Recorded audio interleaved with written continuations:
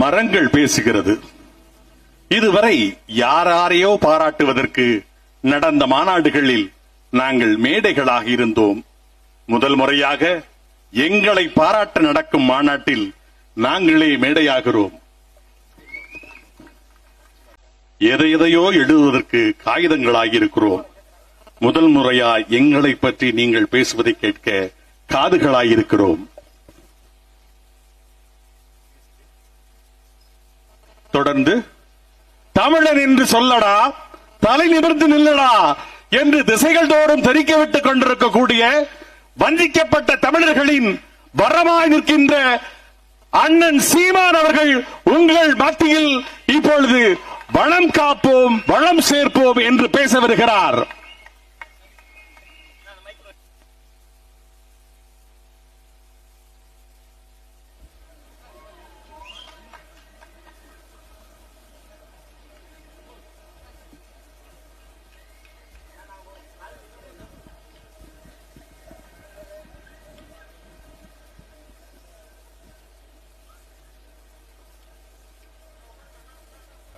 மரம்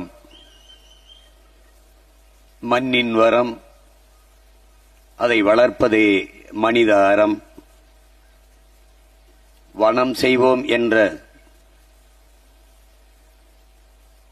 முழக்கத்தை முன்வைத்து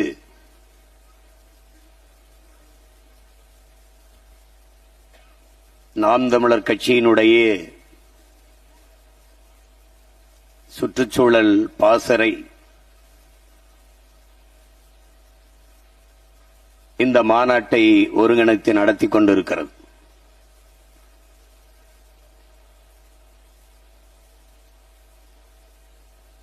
இந்த மாநாட்டை நடத்துவதற்கு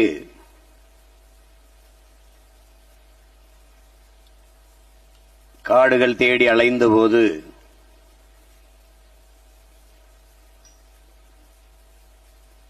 எல்லோரும் பயந்து தர மறுத்தபோது இது என் காடு அல்ல, உன் தம்பியின் காடு, உன் காடு, அங்கே போய் நீ நடத்து என்று உரிமையோடு அனுமதி தந்த எங்கள் ஐயா சைதை துரைசாமி அவர்களுக்கு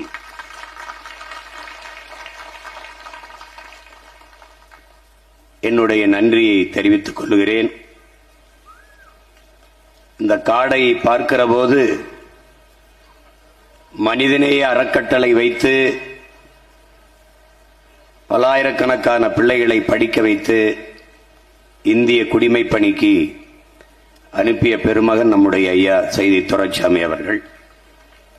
இந்த காடுகளை பார்க்கிற போது அவர் மனிதநேயவாதி மட்டுமல்ல, ஒரு உயிர்மை நேயர் என்பதை நீங்கள் உணர்வீர்கள். இங்கே நிற்கும் போதெல்லாம் எனக்கு ஒரு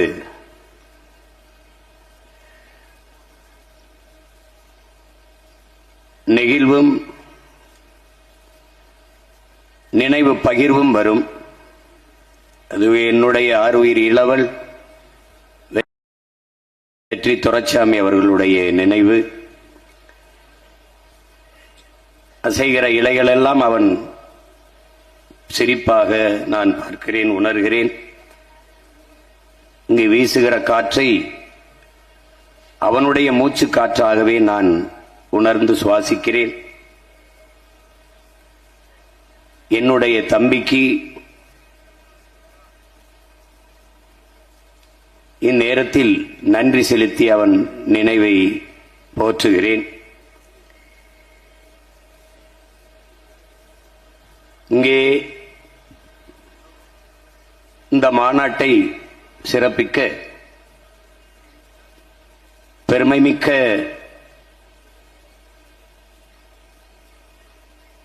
இந்த மண்ணின் ஆளுமைகள் எல்லாம் வந்திருக்கிறார்கள். இயற்கையை பெரிதும் நேசிக்கிற, சூழியலை போற்றுகிற, மரங்களை பெற்ற பிள்ளைகள் போல பேணி வளர்க்கிற பெரியவர்கள் எல்லாம் இங்கே வந்து பங்கேற்று தங்கள் கருத்துக்களை பதிவு செய்து சென்றிருக்கிறார்கள். குறிப்பாக தம்பி பிரசன்னா அவர்கள், தம்பி சுற்றுச்சூழல் பூ உலகின் நண்பர்களை சார்ந்த தம்பிகளுக்கெல்லாம் என்னுடைய அன்பும் நன்றியும்.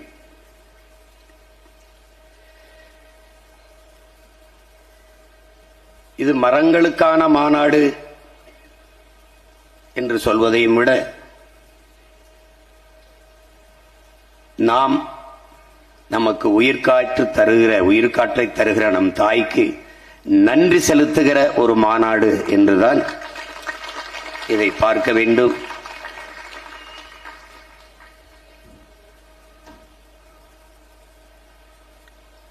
இந்த காட்டுக்குள்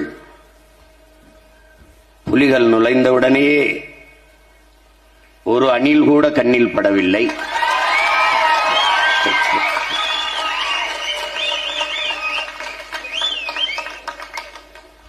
அணில்களுக்கும் சேர்த்துத்தான் காடு வளர்க்க நாம் பாடுபடுகிறோம்.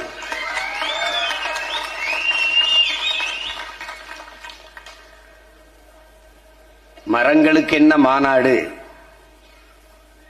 இவர்களுக்கு என்ன மறை கலண்டு விட்டதா என்று கேட்பார்கள். மறை கலண்டதால் அல்ல, மறையை கற்றதால் இந்த மாநாடு.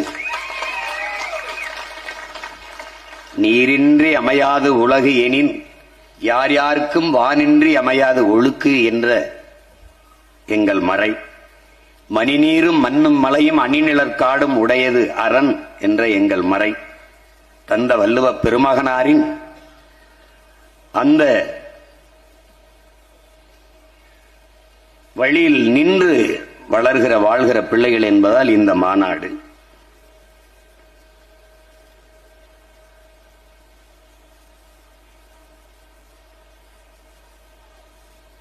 நாட்டுக்காக நிற்பவர்கள்தான் இந்த மாநாட்டை நடத்த முடியும். அற்ப ஓட்டுக்காக நிற்பவர்கள் இதை பற்றி சிந்திக்க மாட்டார்கள். வாக்குக்காக நிற்பவர்கள் இதை நினைத்து கூட பார்க்க மாட்டார்கள். மக்களின் வாழ்க்கைக்காக நிற்பவர்கள்தான் இந்த மாநாட்டை நடத்துவார்கள், நடத்த முடியும்.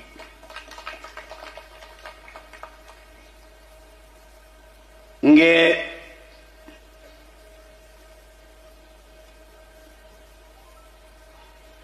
என்னுடைய தம்பி கவிபாஸ்கர்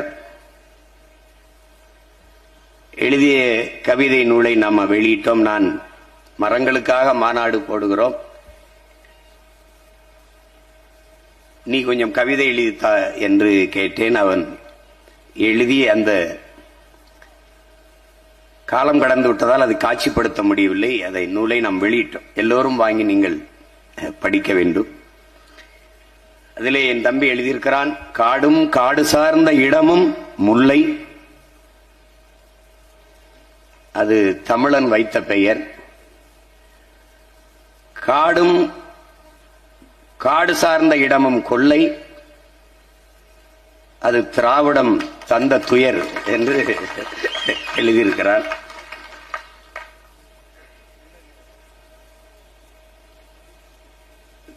காடு நமக்கு மழை தரும், அது அறிவியல். காடு நமக்கு, மரம் நமக்கு உயிர் தரும், அது உயிரியல். மரம் நமக்கு மழை தரும், அது அறிவியல். மழை நமக்கு உயிர் தரும், அது உயிரியல். மழை நமக்கு பொருள் தரும், அது பொருளியல். எல்லாம் தந்த மரத்தை வெட்டி கொலை செய்கிறாயே, இது என்னடா அரசியல் என்று அதிலே என் தம்பி எழுதியிருக்கிறார். இங்கே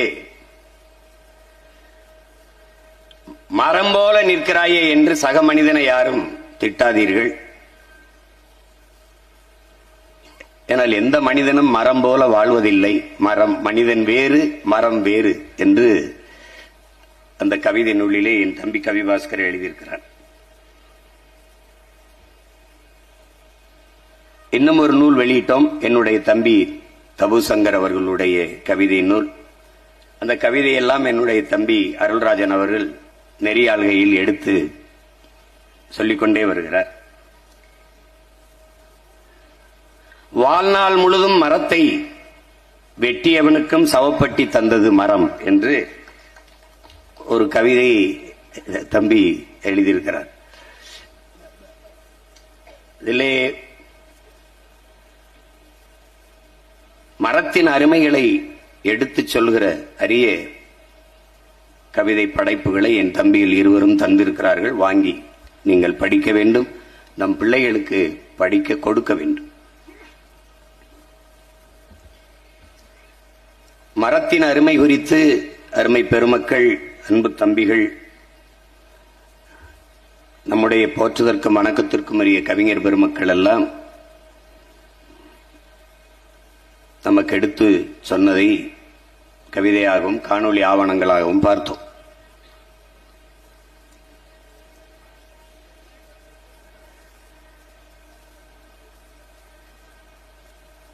இந்த பூமியை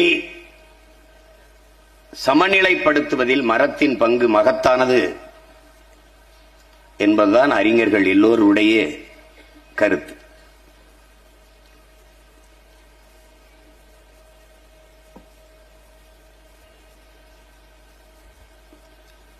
இந்த இயற்கையின் படைப்பில் பெரிய வியப்பு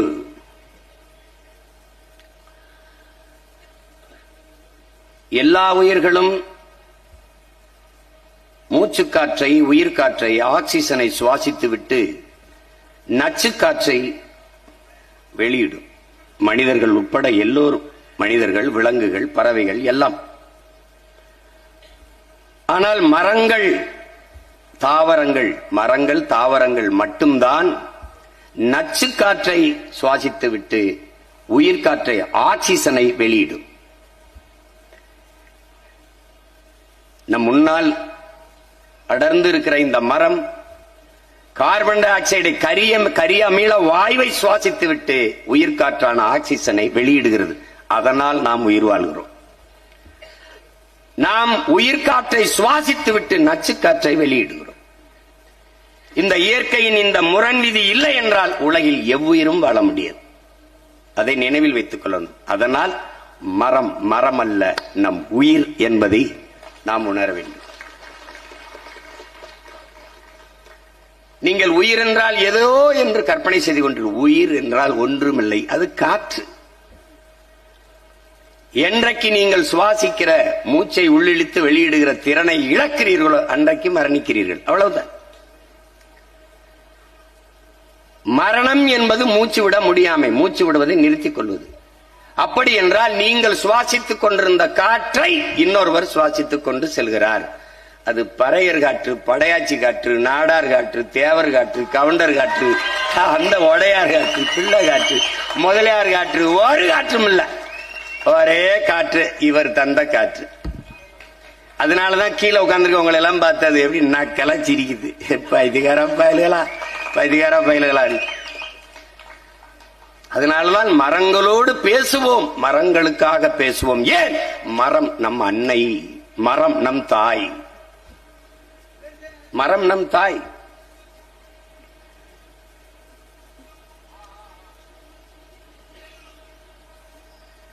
மரத்தின் அருமையை தெரிந்த அறிஞர்கள் எவ்வளவு!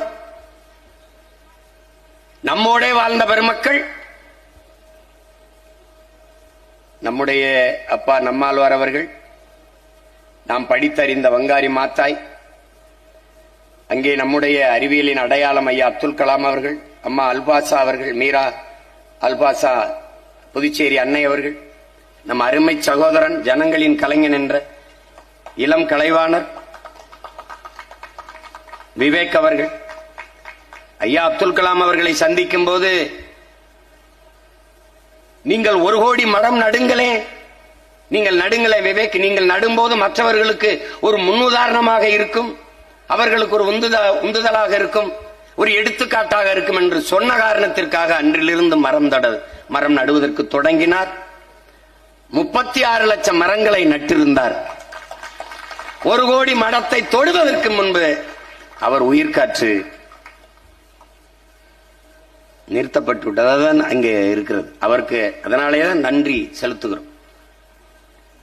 அதுபோல இன்றும் நம்மோடு வாழ்ந்து கொண்டிருக்கிற பெருமக்கள் நம்முடைய ஐயா மரம் மாசிலாமணி அவர்கள், நம்முடைய சூழியல் பாசறையினுடைய தலைவராக நம்முடைய ஐயா முனிசாமி அவர்கள், இயற்கை வேளாண்மை குறித்தும் மரத்தின் அருமை குறித்தும் இயக்கம் நடத்தி கொண்டிருக்கிற நம்முடைய அப்பா கல்லு நல்லசாமி அவர்கள், எத்தனை பெருமக்கள் இங்கே நன்றி செலுத்தப்பட்டது. நீங்க ஜாதவ் பயாங் அசாமிலே ஒரு தனி மனிதன் ஒரு காட்டை உருவாக்கி இருக்கான். தனி மனிதன், இதெல்லாம் உங்களால் நீங்க படிக்கணும். ஐயா நக்கீரன் அவர்கள் எழுதி எறும்பு எறும்பு என்ற நூல், 6 கால் மனிதர்கள் நூல், சின்ன புத்தகம், 10 பக்கம் 15 பக்கம், தாய் விஷயத்தை படிக்கணும். எடுத்த உடனேயே ஜாதவ் பயாங்க பற்றி தான் அவர் கட்டுரை எழுதியிருக்கிறார். இன்னும் நம்மோடு எண்ணற்ற பெருமக்கள் மரத்தை மரம் என்று கருதாது மானுடத்தின் உயிர் என்று கருது நேசித்து வளர்த்துக் கொண்டிருக்கிற மக்கள் எத்தனை பேர், தம்பி பியூஷ் மணிஷ் போன்ற எத்தனை பெருமக்கள் இன்னும் நம்மோடு வாழ்ந்து கொண்டிருக்கிறார்கள். அதிலே என் அன்பு இளவல் செம்மைவனம் செந்தமிழன் அவர்கள் ஒரு வரட்டு காட்டை காடாக மாற்றியிருக்கிறார். இந்த காட்டின் வரலாறு மொத்தம் 68 ஏக்கர். இது ஒரு வறண்ட காடு. அன்னைக்கு எங்க ஐயா சொல்றார், வாங்கும் போது 1500 ரூபாய்க்கு ஒரு ஏக்கர் வாங்கினாண்டா, வெறும் பொட்டல் காடு என்று 91 வாங்கினேன் என்கிறார். இப்போது எப்படிப்பட்ட வனமாக இருக்கிறது என்று பாருங்கள்.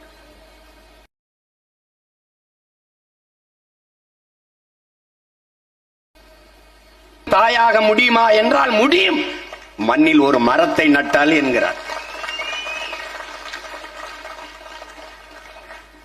நீங்கள் எப்படிப்பட்ட தேசத்தில் வாழ்கிறீர்கள் என்றதை எண்ணி பார்த்தால் உங்கள் முன்னால் நின்று பேசுகிறவர்களுடைய கருத்து மகத்தானதாகப்படும். காடுகளை எல்லாம் வெட்டி அழித்து விட்டு விரைந்து செல்ல ரோடுகளை போட்டவர் ஆட்சியாளர்கள் நிதிநிலை அறிக்கையிலே தூய காற்றுக்கு 4500 கோடியை ஒதுக்கினார்கள். தூய காற்றுக்கென்று நிதிநிலை அறிக்கையிலே பட்ஜெட்ல தூய காற்றுக்கு 4500 கோடி.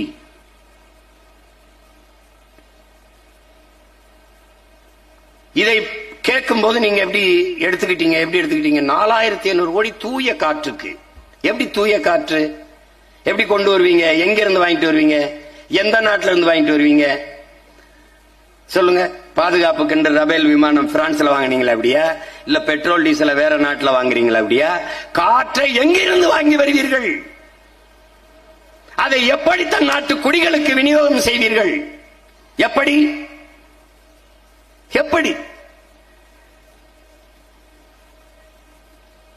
சூரிய தந்தை கடல் தாய் இருவர் இணைவில் புணர்ச்சியில் நீராவியாகி மேலே போய் குளிர்ந்து மேகமாகி தூய குடிநீரை வீட்டு வாசலில் கொட்டுகிறது மழை. அதை தேக்கி சேமித்து வைக்காமல் அடுத்த நொடியில் கடலிலே கலக்க விட்டு, இயற்கையின் சுத்திகரிப்பை விட நீ பெரிய சுத்திகரிப்பு பண்ணிருவியா?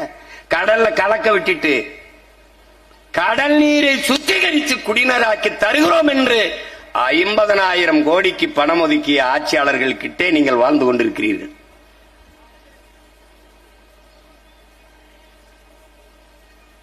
இப்ப 4500 கோடியில் எப்படி காத்த வாங்கிட்டு வருவாங்க? இது எங்க இருந்து வாங்கிட்டு வருவாங்க? யாரு காற்றை விக்கிறாங்களா? கடைசியா தண்ணியை வித்தான், இப்ப காற்றை விக்கிறேன்னு வந்துட்டான். காற்றை வாங்கிட்டு வந்து எப்படி கொடுப்ப? எல்லாரும் இடவாறு கட்டுற போது இங்க ஒரு குடுவையை போட்டு அதுல இருந்து மூக்குல அப்படி மாட்டிக்கிட்டு அப்படியே எல்லாரும் போயிட்டு இருக்கணும். செல்வனோட போற மாதிரி அப்புறம் மூச்சு காற்றோட மூக்குல மாட்டிக்கிட்டு போற காலம் வரும். இப்ப இந்த 4500 கோடியில காத்து வாங்கி எத்தனை பேருக்கு கொடுத்திருக்காங்க? இந்த காற்று விற்பனைக்கு வரும் என்று சொல்லும் போது நீங்கள் சிரித்தீர்கள். இன்று இந்திய நாட்டின் தலைநகராக இருக்கிற டெல்லியில தூய காற்றுக்கென்று வந்து ஒரு அறை இருக்கு. கொஞ்ச நேரம் வந்து உட்கார்ந்து காசு கட்டி சுவாச்சிட்டு போலாம். இன்னும் ஒரு சில காலங்களுக்குள் தமிழ்நாட்டுக்குள்ள வரும். காற்று மாசுபட்டு போனது, அது சொல்லும் போது கேட்க முடியுது. பருவநிலை மாறிடுச்சு, காலநிலை மாறிடுச்சு. அப்போ ஒரு கேள்வி எல்லாம் நம்மள, பருவநிலை மாறியதா இல்லை நாம் மாற்றினோமா? காற்று மாசுபட்டு போனதா அல்லது நாம் அந்த காற்றை மாசுபடுத்தினோமா? அதுதான் இந்த கேள்வி எழுந்தால் நாம் மாற்றத்தை நோக்கி பயணிக்க முடியும். இல்லைன்னா இது தெண்ட வேலை, இது வெட்டி வேலை அப்படின்னு.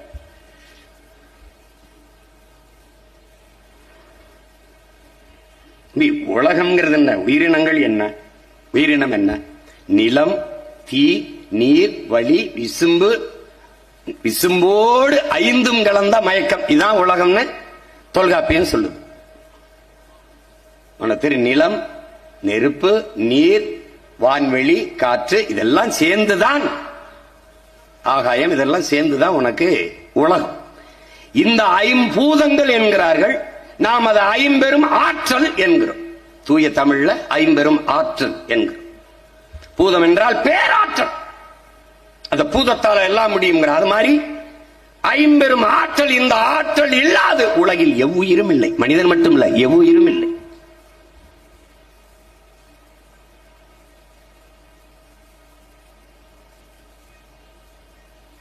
அதிலே அந்த விசும்பு, அந்த காற்றை தருவது மரங்களை தவிர வேறொன்றும் இல்லை. வெறுமனே வீசுகிற நச்சு காற்றை மூச்சு காற்றாக மாற்றி தரக்கூடிய மகத்தான படியை இந்த மரங்கள் தான் செய்யுது. நன்கு நாம விளங்கணும். இப்ப புவி வெப்பமாகுது, புவி வெப்பமாகுது அப்படின்னு அது சட்டுன்னு புவி வெப்பமாகுதுன்னு ஒரு வார்த்தையில பிடிச்சிடறான். அது காரணம் என்ன? காரணம் என்ன அதை பார்க்கணும்ல. அதுக்கு என்ன காரணம்? அதுக்கு காரணம் இங்கே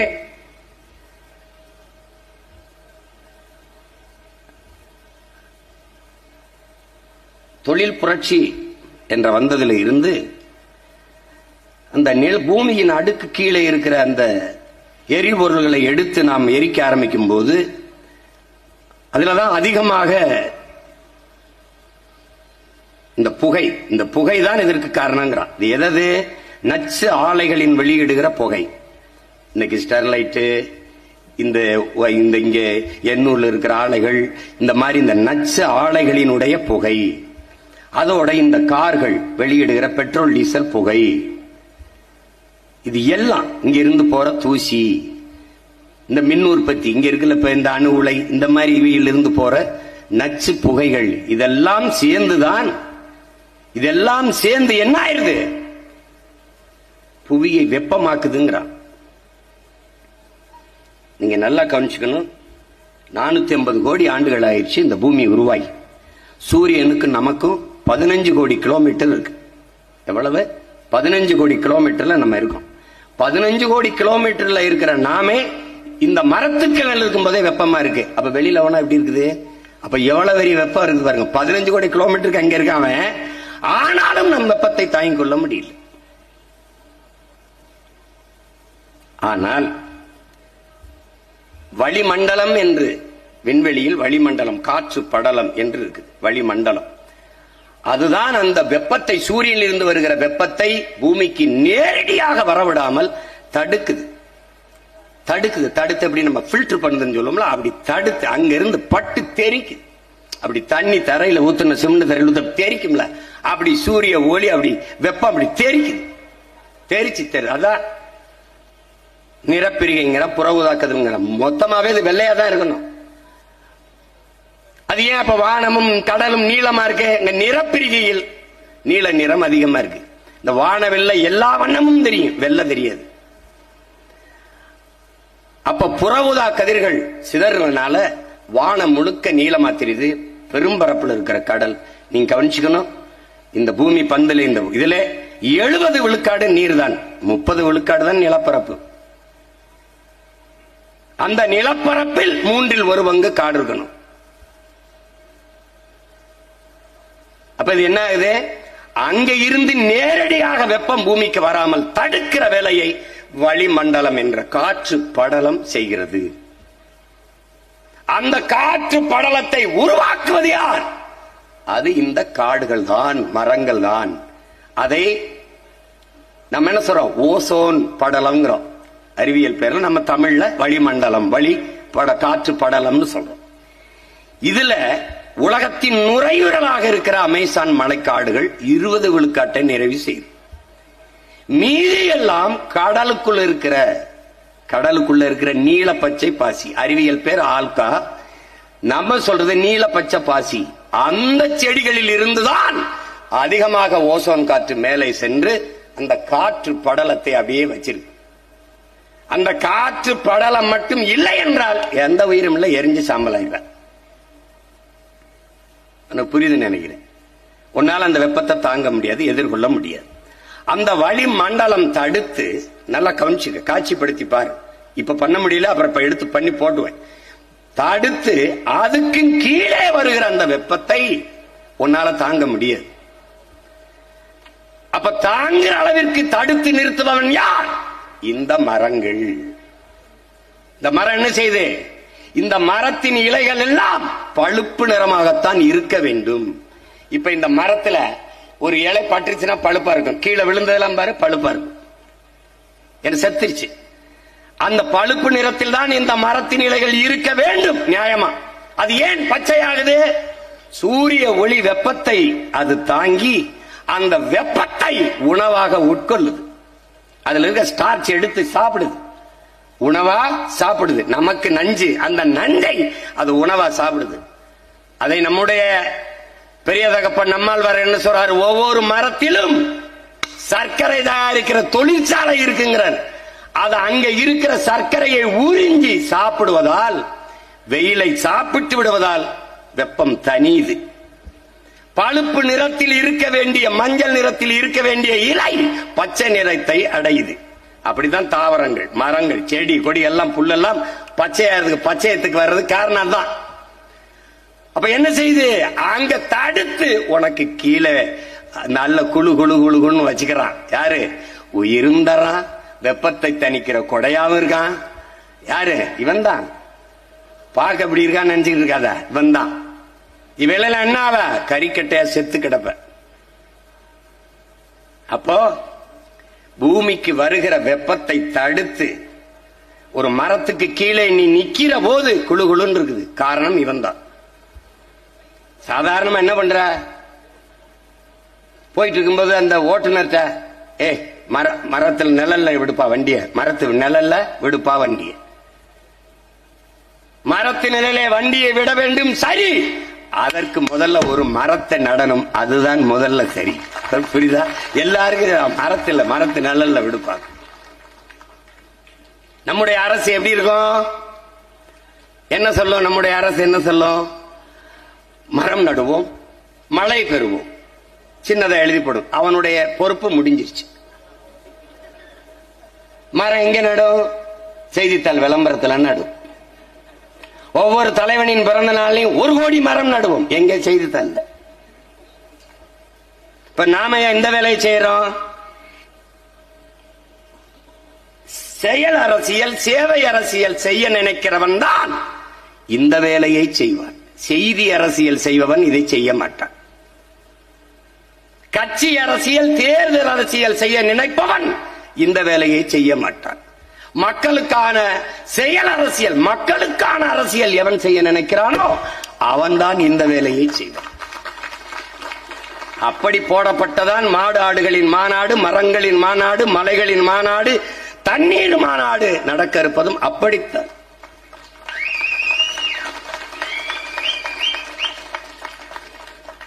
செல்வம் என்றால் என்ன? முதலில் செல்வம் என்றால் என்ன? காடு செல்வமடா, ஆடு மாடு செல்வமடா, அறிவு செல்வமடா, கடலின் வளம் செல்வம், மலை செல்வம், மணல் செல்வம். செல்வம் என்றால் அதான் செல்வம். பைத்தியக்காராணி வச்சிருக்க காந்தி படம் போட்ட அது வல்லடா செல்வம், அது தாளடா தாள். அந்த தாளை தந்தவன் இவன் தானடா, இவன் தானடா, இவன் தானடா செல்வம். பைத்தியக்காரன் இவன்தான் நம் செல்வம், அதனால் அவன் பின்னே செல்வோம். புரியுதா? புரிஞ்சுக்கணும். புவி வெப்பமாகுது, புவி வெப்பமாகுது. பெரிய கண்டுபிடிப்பு சயின்டிஸ்ட். ஏன் வெப்பமாகுது சொல்ற? ஏன் வெப்பமாகுது சொல்? இந்த பசுங்கூட விளைவுன்னு சொன்னாங்க, அது கிரீன் ஹவுஸ் எஃபெக்ட். அது என்னன்னா, அந்த குளிர் நாடுகள்ல இந்த நர்சரி, இந்த செடி கொடிகள்லாம், செடி பூச்செடி கன்று இதெல்லாம் மரக்கன்று எல்லாம் வளர்க்கறதுக்கு ஒரு கூடாரம் போட்டிருப்பான். இப்ப கூட நம்ம உள்ள நர்சரின்னு வச்சு வளர்ப்பான், நீ பார்த்திருப்ப. இப்படி அதை சுத்தி மூடி விட்டுருப்பான், சின்னதா உள்ள ஒரு இது மட்டும் இருக்கும். அந்த கூடம் அதான் பசுங்கூடங்கிறது. அது என்னன்னு பாத்தீங்கன்னா, வெளியில இருக்கிற வெப்பத்தை உள்ள இருக்காது, உள்ள இருக்கிற வெப்பத்தை வெளியில விடாது. இந்த உள்ள இருக்கிற அந்த வெப்பம் போதுமான அளவுக்கு அப்படியே வச்சுக்கிட்டே இருக்கு. அதனாலதான் இந்த உயிரினங்கள் வளர முடியுது. அப்ப வெளியில இருக்கிறத உள்ள விடாது, உள்ள இருக்கிறத வெளியில விடாது, அப்படி தடுத்து நிறுத்தும் பசுங்கூடம். எப்படி அந்த கூடம் போல இந்த பூமி பசுங்கூடமா மாறிடுச்சு. எப்படி பசுங்கூடமா மாறுது பாரு. தினம் சூரியன்ல இருந்து வெயில் பூமிக்கு வருது. இது என்ன செய்யுது? பகல் பூரா நமக்கு வெப்பமா இருக்கு, இரவுல வெப்பம் இருக்க மாட்டேங்குது, குளிரா இருக்கு. அதற்கு காரணம் இந்த பகலில் இருக்கிற இந்த வெப்பம் இரவிலே நீல அலை கதிர்களாக அப்படியே நீரா மேல எழுந்து விண்ணை நோக்கி போகுது. அங்க போய் அது குளிர்ந்துருது. அதனால் நமக்கு குளிரா இருக்குது, வெப்பம் தணிந்து குளிரா இருக்கு. இப்போ இந்த நீல அலை கதிர்களா மேல போகுது இரவுல, அதை போக விடாம ஒருத்தன் தடுக்கிறான். அந்த அயோக்கியப்ப யாரு? யார் செய்யறா? அதுதான் இங்கு தொழில் புரட்சி என்று கொண்டு வந்தப்பட்ட ஒன்று. எப்படின்னா அவன் என்ன சொன்னா, இங்க பாரு, இந்த பூமிக்கு அடியில் இருக்கிற மீத்தேன் எடுக்கிறது, நிலக்கரியை எடுத்து அந்த மின்சாரம் தயாரிக்கிறது, இந்த மீத்தேன் ஈத்தேன் எடுக்கிறது, ஹைட்ரோ கார்பன் எடுக்கிறது, இந்த மாதிரி இதுகள்ல தான் புவி அதிகமா வெப்பமாகுதுங்கிற. அதுல மீத்தேன் வந்து அளவு கம்மி, அதனுடைய வாழ்நாளும் கம்மி. ஆனால் மீத்தேனாலதான் 60 விழுக்காடு பூமி வெப்பமாகுதுங்கிறான். எல்லாம் கவனிச்சுக்க, அதனுடைய அளவு கம்மி, அதை கொஞ்சம் தான் எடுக்கிறான் மீத்தேன் அப்படின்னு நினைக்கூடாது நீ. அது கொஞ்ச நாள் தான் அதனுடைய வாழ்நாள் இருக்கு. ஆனால் அது பூமி 60 விழுக்காடு வெப்பத்தை தந்துருதுங்கிற. அப்ப இது என்ன செய்யுது? இந்த காற்றுகள் எல்லாம், இந்த புகையெல்லாம் அப்படியே மேல போய், இந்த கார் வெளியிடுகிற நச்சு புகையெல்லாம் மேல போய், இந்த சரியா இந்த பூமியில இருந்து, இந்த தரை பகுதியில் இருந்து 15-20 கிலோமீட்டருக்கு மேல அந்த விண்வெளியில ஒரு கருப்பு படலம் போல படர்ந்து நின்னுகிறதுன்றான். நின்னுகிட்டு இந்த இரவில் இந்த வெப்பம் அப்படியே மேல நீல அலை கதிர்களா போய் மேல குளிர போகுது பாரு.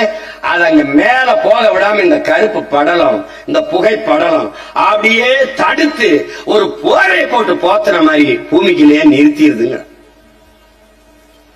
அதனால என்ன ஆயிருது? புவி வெப்பம் குறைய மாட்டேங்குது, அப்படியே. இந்த புவி வெப்பமான என்ன பிரச்சனை? என்ன பிரச்சனைனா, இப்போ பருவநிலை மாறுது. பருவநிலை மாறும்போது பருவமழை, பெருமழை இது இல்ல. ஒரே ஒரு மழை தான் இருக்கு, புயல் மழை மட்டும்தான் நமக்கு இருக்கு. பருவமழை இப்ப அக்டோபர் நவம்பர் ஐப்பசி காட்டி மழை பொழியும் அப்படின்னா அது மழைக்காலம், கார்காலம் அப்படின்னா ஒரு பருவத்துக்கு பயிரிடுவது எல்லாம் முறையா நடக்குது. இப்ப அந்த பருவம் மாறிடுது. இப்ப சொல்லும் போது நம்ம கிராமத்துல பருவம் தப்பிடுச்சும்பா, பருவம் மாறிடுச்சும்பா. அது காரணம் இதுதான். அப்ப நம்முடைய அப்பா நம்மால என்ன சொல்றாங்க? இனி இந்த நாட்டில், இனி இந்த மண்ணில் பருவமழையோ பெருமழையோ கிடையாது, புயல் மழை மட்டும்தான். அது எப்ப பெய்யும், எப்படி பெய்யும் தெரியாது. ஏப்ரல் மே மாதம் கோடை நினைச்சுப்பா பெரும் புயல் அடித்து போய் கொண்டு போயிட்டு இருக்கும். ஏன்னா மாறிடுச்சு பருவம். அதற்கு காரணம் இந்த பருவநிலை மாற்றத்திற்கு காரணம் புவி வெப்பமாகுது. வெப்பமாகும் போது நீ பாத்தீங்கன்னா அடுப்புல இப்ப ஒரு பானையை வச்சு உலை வைக்கிறதுன்னு சொல்றோம். தண்ணியை அதை ஊத்தி கீழே நெருப்பை எரிக்கும் போது இந்த உலை பொங்குது. வெப்பம் தாங்காம, சூடு தாங்காம என்ன செய்யுது? உலை பொங்கி அப்படி பொங்கி கொட்டுது. அப்படி பூமியின் வெப்பம் தாங்காம கடல் பொங்கி கொட்டும். அப்படி வெப்பமாகி கொந்தளிக்கும் போது இங்க சொல்றாங்கல்ல, ஆதி நிலம் என்பது தீவு. அந்த தீவு பல தீவு, மன்னார் வளைகுடால 2-3 தீவு உள்ள போயிடுச்சுங்க. இது என்ன செய்யும்? கடலோர கிராமங்கள், கடலோர பகுதிகள் பல இடங்களை அப்படியே முழுங்கிரும். புவி வெப்பமான ஒரு சுனாமியே நம்ம தாங்க முடியல. அப்ப கொந்தளிச்சு என்ன பண்ணும்? கடலோர பகுதிகள், கிராமங்கள் எல்லாவற்றையும் 300-400 கிலோமீட்டருக்கு உள்ள போய் இழுத்து மூழ்கடிக்கும் பேரழிவை இந்த பூமி சந்திக்கும். அது எப்படி பொங்கி வழியுதோ அப்படி கடல் பொங்கி வழிஞ்சால் என்ன ஆகும்னு கொஞ்சம் கற்பனை செஞ்சு பாத்துக்க. அப்ப என்னென்ன ஆபத்து என்னென்ன ஆபத்துங்கிற என்ன உயிரினம் உள்ள வாழும்? எந்த உயிரினம் உள்ளே வாழும்? நீ கொதிக்கிற தண்ணியில ஒரு பூச்சியை பிடிச்சு போட்டா ஒரு மீனை உயிரோட போட்டா நான் சேர்த்து போகும். அதான கடல் அளவுக்கு மீறி கொதிச்சா என்ன ஆகும்? உள்ள எந்த உயிரினம் வாழும்?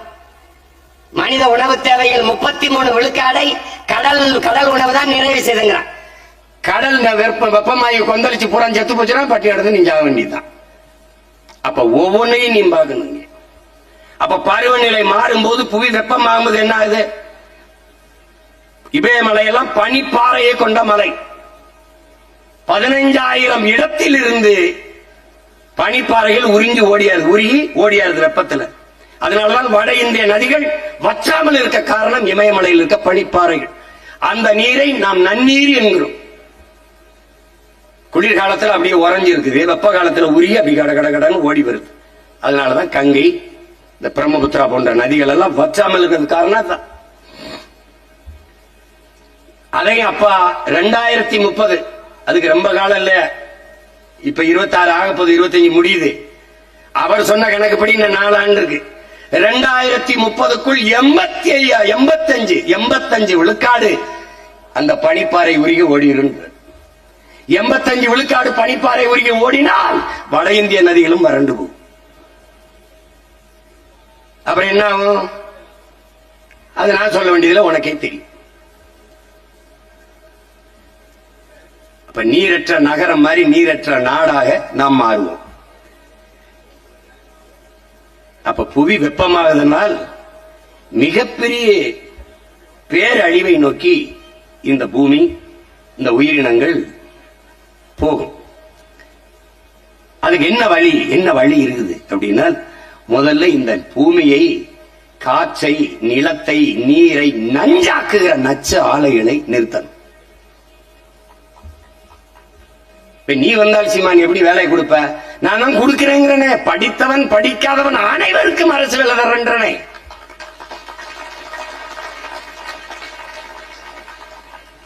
நீ இன்னைக்கு கடைபிடித்தோம் கொள்வார் இல்லைங்கிற மாதிரி நான் நல்லது சொன்னா வேங்க கேட்கிறேன். எப்படி நான் தான் தரேங்கிறேன்.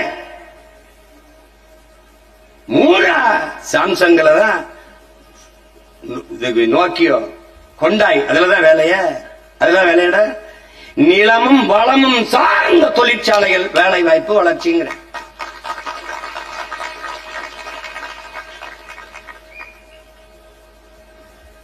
இந்த பனை சார்ந்த தொழிற்சாலை,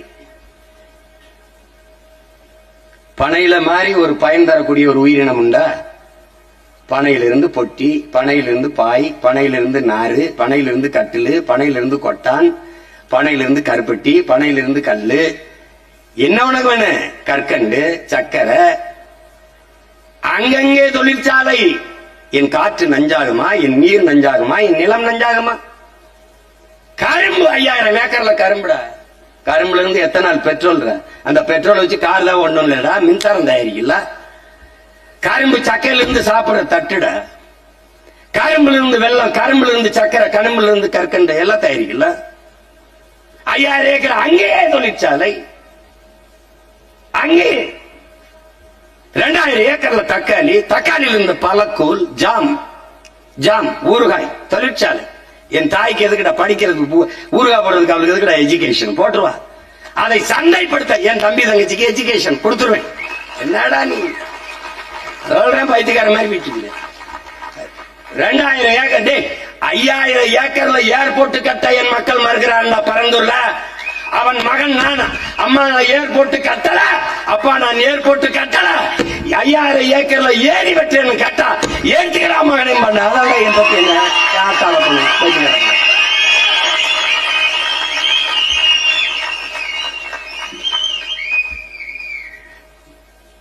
கொஞ்சம் யோசிக்கணும், மாற்றி யோசிக்கணும். ஏன் இந்த மகன் யோசிக்கிறேன்? அவனை பெத்த தலைவன் எப்படி தலைவன்? ஒருத்தன் ஒரு போராளி மகன் ஒரே ஒரு தேக்கு மரத்தை வெட்டிட்டான். எங்க வெட்டினான்? நாட்டில் இல்ல, அவன் வீட்டு வாசல்ல வெட்டிட்டான். இது சத்தியமா உண்மை, எங்க அண்ணன் மேலானே உண்மை, நீ நம்பு. வெட்டிட்டான். எனக்கு எப்படி தெரியும்? நான் பாட்டுக்கு போயிட்டே இருக்கும்போது கூட்டிட்டு இருக்கும்போது அவங்க ஒருத்தன் குடத்தை வச்சா அண்ணா வணக்கம்னு ஒரு கண்டுகளை வச்சுக்கிட்டே வணக்கம் போட்டே இருப்பான். ஒரு வாரம் கழிச்சு என் தம்பி சேரா கேட்கிறேன், யாருன்னு கேளு. அண்ணா என்னன்னு கேளுங்க, என்ன பண்ணிக்கிட்டு இருக்கான்னு கேளுங்க. என்னப்பா அப்படின்னு அப்படியே தலை ஒன்னும் இல்லைன்னா அது வந்துன்னா ஒரு மரத்தை வெட்டிட்டேன்னா. மரத்தை வெட்டிட்டியா? என்ன பண்ண? வீட்டு வாசல் ஒரு தேக்கு நினைச்சேன்னா வெட்டிட்டேன்னா அது தலைவிட்ட போற யாரோ சொல்லிட்டாங்கண்ணா. அதுக்கு கூப்பிட்டு தண்டனை கொடுத்துட்டேன். என்ன தண்டனை? இந்த தேக்கு ஒரு மரம் வெட்டிட்டியா? ஆமாங்க, 1 லட்சம் மரக்கன்று நட்டுட்டு வான்ட்டு. எவ்வளவு பண்ணிருக்காங்க? 30-35 லட்சத்துக்கிட்ட நட்டு பண்ணா இன்னும் கொஞ்சம் இருக்கு, இன்னும் 30,000 நட்டு பண்ணா இன்னும் 1 லட்சத்துக்கிட்ட கொண்டு போகணும்னா அப்படின்னு ஒரு குடத்தை வச்சுக்கிட்டு கண்ணை வச்சுக்கிட்டு சுத்திக்கிட்டே இருக்காப்ல, நட்டுக்கிட்டே இருக்காப்ல காடு காடா.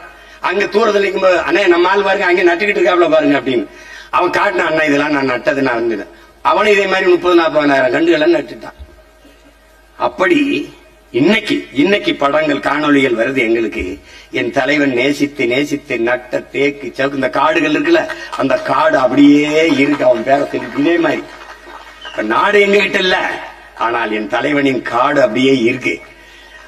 அந்த காட்டை நேசித்தவன், இயற்கையை நேசித்தவன், இயற்கையின் மகன் என்பதை உணர்ந்ததால் தான் இயற்கை எனது நண்பன் என்று முதல்ல வச்சார். வாழ்க்கையின் தத்துவ ஆசிரியன், வரலாறு என் வழிகாட்டினான். அப்ப அவன் மகன் நாங்க மரத்தை நேசிக்காம என் மக்களை நல்லபடியா வாழ வைக்கணும்னு நினைப்பதால் தான் மரத்தை நட்டு வளர்க்கணும்னு நினைக்கிறோம்.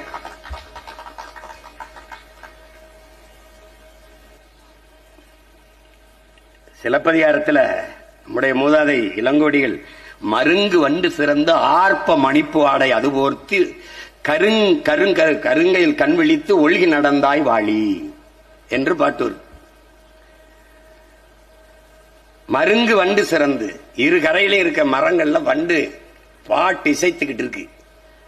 ஆர்ப்ப மணிப்பு ஆடை, அந்த பூக்கள் மரங்கள் இருக்க பூக்கள்லாம் அந்த தண்ணி மேல அந்த ஆடை அது நீர் மேல கொட்டதுனால அது பூவால செய்த ஆடையை போர்த்தின மாதிரி இருக்குது. கருங்கையில் கண் விழித்து, அந்த கெண்டை மீன்கள் எல்லாம் துள்ளி துள்ளி குதிக்கிறத பார்க்கும்போது அந்த நதி அது நதி வந்து கண் விழிக்கிற மாதிரி இருக்குது, உன்னுடைய கண் மாதிரி இருக்குது அப்படிங்கிறான். ஆர்ப்ப மணிப்பு ஆடை அது பொறுத்து கருங்கையில் கண் விழித்து ஒளி நடந்தாய் வாழி காவேரி என்று பாடுறான். அப்ப அவர் பாடி வரும்போது அந்த கருங்கைகளுக்கு உன்னுடைய கண்களா, இந்த துள்ளி துள்ளி விளையாடுகிற கெண்டை மீன்கள் உன்னுடைய கண்களான்னு அந்த காவிரியை பார்த்து கேட்கிறாரு இளங்கோடிகள். அப்ப இடுப்பை வளைத்து நெளித்து அப்படியே அசைந்து அப்படி நடைபோட்டு வருகிற காவிரியே வா என்று வரவேற்கிறார். இதுல எங்க அப்பா போய் தேர்றாப்ல, நம்மாழ்வார் எப்படி தர்றாரு? எல்லா ஆறுகளும் காவிரி போல இடுப்பை வளைத்து நெளித்து நடைபோட்டு வரும். அதுக்கு நீ ஒண்ணு செய்யணும். என்ன செய்யணும்? மருங்கு வண்டு சிறந்து இரு கரையிலும் இருக்கிற மரங்களில் இருக்கிற வண்டுகள் இசைத்தது, ரீங்காரமிட்டது, பாடியதுங்கிறாளா. அப்படி வரணும்னா என்ன செய்யணும்? நீ ஒண்ணு செய்யணும், கரை நெடுக மரம் நடுக. புரியுது நினைக்கிறேன் உனக்கு. எல்லா நதிகளும் போகும்டா, அப்படி நடைபோட்டு போக. அதுக்கு என்ன பண்ணும்? கரை நெடுக மரம் நடுக. ஒரு எளிய உதாரணம், என் உடன் பிறந்தார்களே, என் பெற்றோர்களே, வெயில் அடித்தால் நீங்க என்ன செய்றீங்க? கொடை பிடிக்கிறீங்க. இப்ப பூமி தாய்க்கு வெயில் அடிக்குது, என்ன செய்யணும்? கொடை பிடிக்கணும். என்ன கொடை? பச்சை கொடை, மரக்கொடை. வேற வழியே கிடையாது. அதை வளர்ப்பதை தவிர ஒண்ணும் கிடையாது. நீ என்ன செஞ்சிருவா சீமான்? 5 ஆண்டுகால ஆட்சி, 5 ஆண்டுகால ஆட்சி. இதுல போட்டு காரணம் பாத்தீங்களா? 2016 நான் கொடுத்த வரைவு 10 ஆண்டு பசுமை திட்டம், பல கோடி பனை திட்டம், மக்கள் இயக்கம் போல மாற்றி மரம் வளர்க்கிறதை கொண்டு வருவேன். ஒவ்வொரு மகன் பூமியில் பிறந்தால் முதலில் அவனுக்கு பேர் வைக்கிறதுக்கு முன்பு அவனுக்காக பூமியில ஒரு மரம் வைக்கணும். அவனுக்கு என்ன பேரோ அந்த பேரை அந்த மரத்துக்கு வைக்கணும். அப்படிதான் இங்க வச்சோம். யாருக்கு? இது நம்மாழ்வார் மரம், இது அப்துல் கலாம் மரம், இது விவேக் மரம், இது வங்காரி மாத்தாய் மரம் என்று வச்சிருக்கோம்ல, பார்ப்பீங்க. ஏன்னா வளரும் போது இந்த மரத்துக்கு ஒரு பேர் இருக்குன்னா, நாளைக்கு நான் வச்ச போது வந்தேன்னா இது என் தம்பி வெற்றி துரைச்சாமி. நம்ப முடியல. நம்ப முடியல. நீ சிவகங்கை சீமைன்னு ஒரு படம் நம்ம ஐயா கவியரசு கண்ணதாசன் எடுத்தது. நீ போய் பாரு. நம்ம பாட்டங்க மருதுவாண்டியரை பற்றிய வரலாறு. அதுல மருத மரம் 2 மரத்தை வெட்ட வருவார்கள் மன்னர்கள். தேர் செய்யறது வெட்ட வரும்போது அப்பாவும் மகனும் வயதான ஒரு பெரியவரும் மகளும் வெட்ட விடாம அழுவாங்க. இவ்வளவுக்கு மன்னர் மேல அவர் ரொம்ப பற்று உள்ளவர். மன்னருக்கு அவர் நன்மை தெரியும். உயிரே போனாலும் சரி நாங்க வெட்ட விட மாட்டோம், மரத்தோடு சேர்ந்து எங்களையும் வெட்டுங்கன்னு கட்டி பிடிச்சு அழுவாங்க. பெரியவரை இது நல்லா இல்லையே, எதுக்கு இவ்வளவு அடம் பிடிக்கிறீங்க? வெட்ட மாட்டோம், வெட்ட விட மாட்டோம் அப்படின்னு. ஆனா வந்திருக்கிறவர்கள் மாறு இடத்துல வந்திருக்கிறதுனால மன்னர்கள் இவங்க 2 பேருக்கும் தெரியல. அப்பாவுக்கும் மகளுக்கும் ரொம்ப நேரம் தர்க்கம் பண்ண பிறகு ஏன் இவ்வளவு அடம் பிடிக்கிறீங்க அப்படின்னு. இல்ல, இது எங்க மன்னர்கள், அது பெரிய மருது, இது சின்ன மருது, அதனால நாங்க வெட்ட மாட்டோம்னு 2 பேரும் நிக்கிறாங்க. 2 பேரும் தான் நிக்கிறாங்க. என்னடா நம்ம நாட்டு மக்கள் இவ்வளவு பற்று வச்சிருக்காங்கடா நம்ம மேல. இந்த மரத்துல பெரிய விட்டுருங்க, அப்படியே கலட்டி இது பண்ணி நீங்க வாங்க, நீங்க இங்க இருக்க வேண்டியதில்லை, எங்களோட அரண்மனைக்கு வாங்கன்னு கூட்டி போறது இருக்கு, காட்சியில இருக்கு, நீங்க பார்க்கலாம். அப்போ பேர் வைக்கணும். அவன் ஒவ்வொரு பிறந்த நாளைக்கும் ஒரு மரம். எங்க அப்பா சொல்றாங்க பாருங்க, 7 கோடி பேர் இருக்கும், 6 கோடி பேர்னு வச்சுக்கிறோம். வருஷத்துக்கு ஒரு மரம் நடந்தால் 10 வருஷத்துல எத்தனை கோடி மரம் நட்டுக்கலாம்ங்கிறத சொல்றாரு பத்தியலா. அப்படி அப்ப என்ன திட்டம்? 10 ஆண்டு பசுமை திட்டம், பல கோடி பனை திட்டம். நீ எழுதி வை பிரபாகரன் மகன், நான் சொல்றேன்.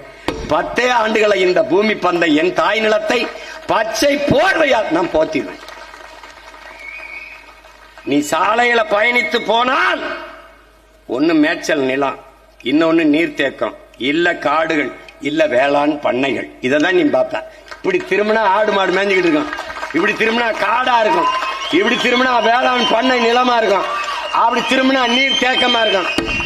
டேய், இத நான் சாதிக்கல, நான் பிரபாகரன் மகன் நான் எழுதிட்டு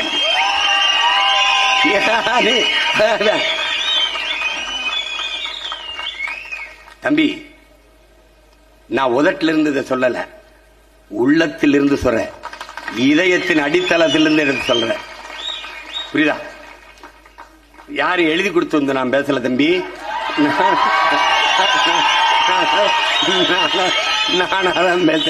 நானாதான் பேசுறேன். புரியுதா?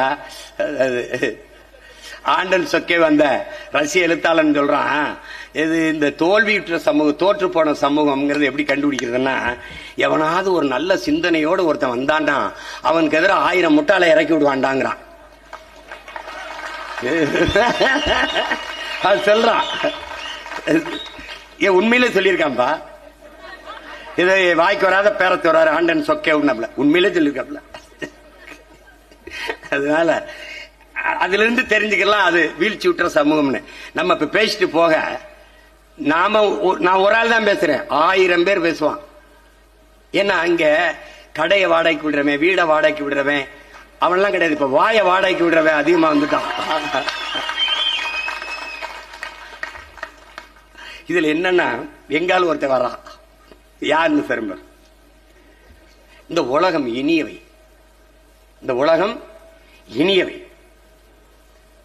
வானத்து சுடர்கள் எல்லாம் இனியன. நல்லாதான் இருக்கு சொல்லும் போது, வானத்து சுடர்கள் எல்லாம் இனியன.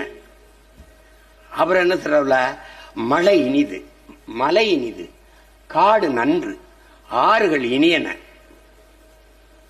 மரம் செடி கொடி, மரமும் செடியும் கொடியும் மலரும் காயும் கனியும் இனியன. இதெல்லாம் இனியனதான். நீரில் வாழ்வனவும் நல்லவை, நீரில் வாழ்வனவும் நல்லவை. கடைசி அவர் வரி சொல்றான் பாருங்க, மனிதர் மிகவும் இனியவர். யாரு? நம்ம பாட்டன் பாரதி எப்படி ஏமாந்திருக்கான் பாரு. இது எல்லாம் சரிதான், மனிதர் மிகவும் இனியவர். இத பூராத்தையும் அழிச்சவன் யாரு? இந்த இனியவன் தான். இயற்கையின் பரிணாமத்தில் கடைசியா வந்த சமூக விலங்கு இவன் தான். உலகில் எந்த உயிரினத்தாலும் காடுகளுக்கோ மலைகளுக்கோ ஆறுகளுக்கோ அருவிகளுக்கோ எதுக்குமே அழிவில்லை. இந்த மனுஷப்பய வந்தா கதை முடிஞ்சது.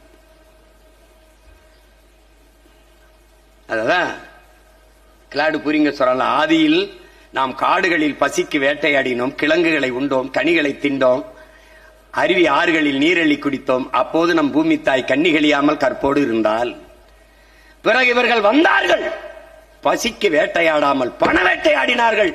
நம் தாய் 18 வயசிலே பாட்டியாகிவிட்டால், கற்பிழந்து விட்டால், இப்போது மரணப்படுக்கையில் படுத்து கிடக்கிறாள். காப்பாற்ற ஓடி வாருங்கள் பிள்ளைகளேங்கிறான். யாரு? EF சிம்மாசன் இருக்கான்.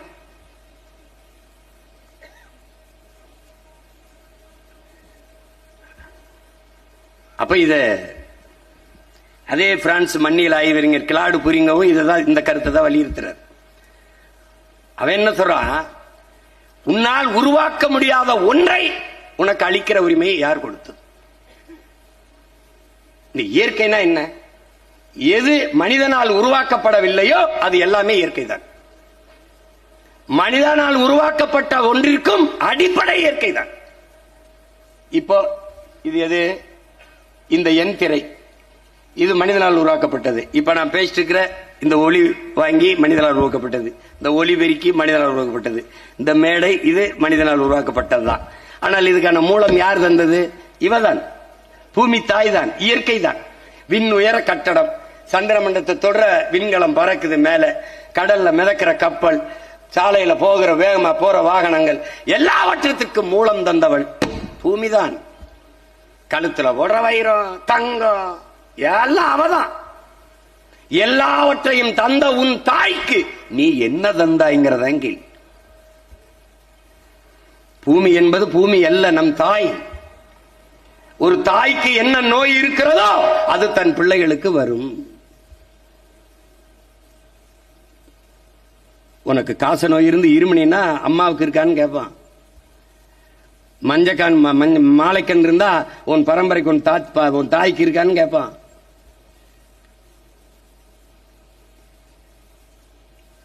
ஏன்னா தாயின் மார்ல நீ குடிக்கிற பால்ல இருந்துதான் உனக்கு நோய் எதிர்ப்பு சக்தியே வருது. அப்ப தாய்க்கு என்ன நோய் இருக்கிறதோ அது தன் பிள்ளைகளுக்கு வரும்.